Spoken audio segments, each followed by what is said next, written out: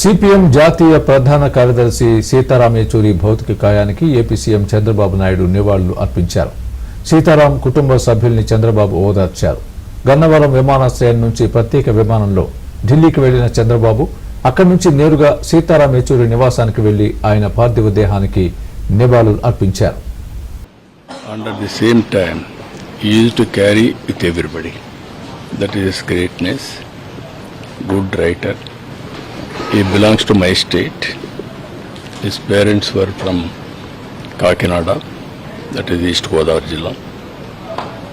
Anyway, great loss for the nation also.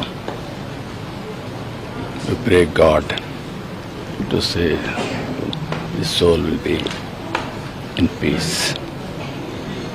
And these sometimes we are all instrumental for the destiny.